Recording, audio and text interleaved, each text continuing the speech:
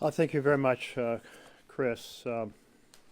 And no one in the Senate has spent so much time and effort to be fully educated about the dynamics in Gaza, the West Bank, in Israel, in Jordan, in Egypt. So thank you so much for your leadership. I want to emphasize that this strategy of ethnic cleansing in Gaza has these two main components. One component is to destroy homes so that they cannot be returned to.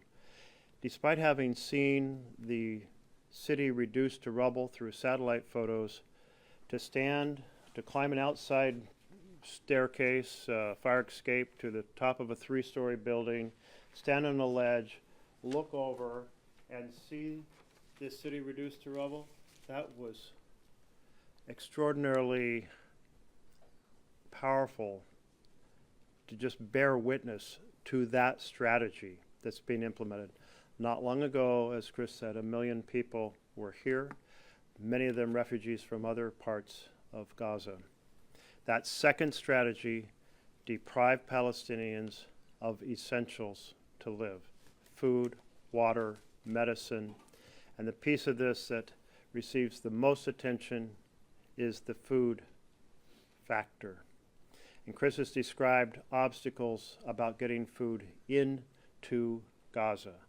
But even after you get it into Gaza, getting it to the people most in need is extremely challenging.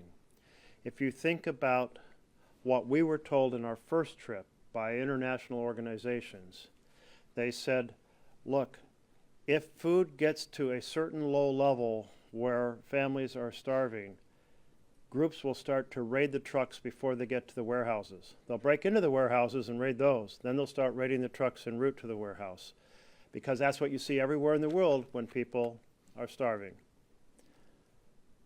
Well, that's exactly what we see in Gaza.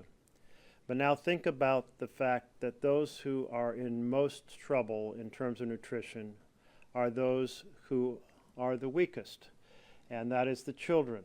That is the disabled, that is the seniors, that is the mothers who are pregnant, the mothers who have recently given birth.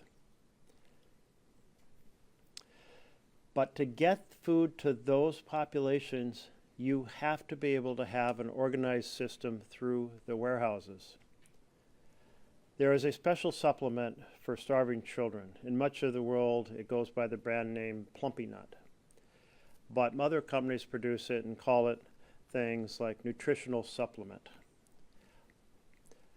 A truck full of nutritional supplement, if it is raided en route to a warehouse, that nutritional supplement doesn't get to the children who need it. So what we learned from the international groups is they said the way that you solve this is you flood Gaza with food. And we saw this happen during the ceasefire. We had suddenly 600 trucks a day moving food into Gaza. And when people knew that they were going to be able to access food, they didn't need to raid the trucks.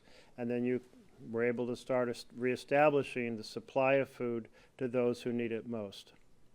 So under this strategy in which food is deliberately restricted by the Netanyahu government, we're going to continue to see children, women, elderly, disabled, starving.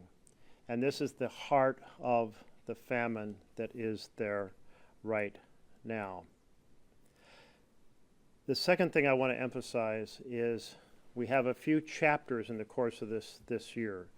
We have the chapter of the ceasefire from January 19th to early March 1st.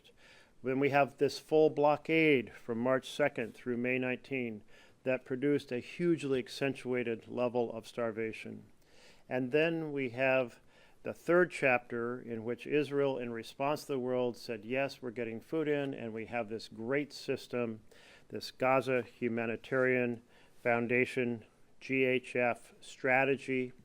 And as Chris described, that strategy was to open 4 sites, not the hundreds of sites that existed through the United Nations distribution system, but 4 sites Think about that. 4 sites to cover 2 million people, with 3 of the 4 deliberately located just in one corner in the south.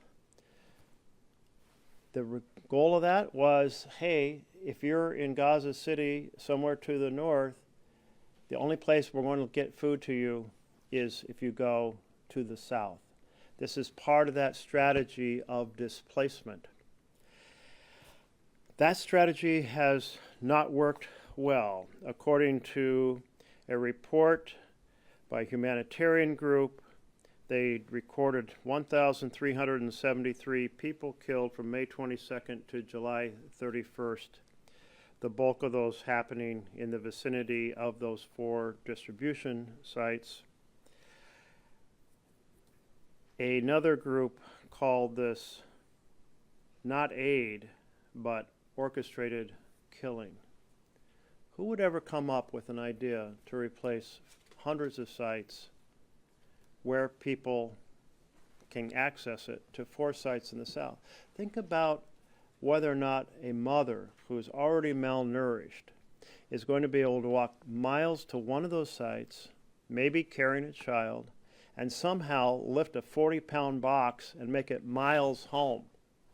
I mean, clearly this was a strategy that was not meeting the moment in any possible way, but a continuation of a strategy of food deprivation. Ethnic cleansing through destroying homes, ethnic cleansing through deprivation of food, water, and medicine. And now we have Gaza City. Gaza City is en route to looking like this. Rubble. Just as there were 1 million people gathered in Rafah, the regular population plus folks who had fled from elsewhere in Gaza, and now it's rubble, there are 1 million people in Gaza City.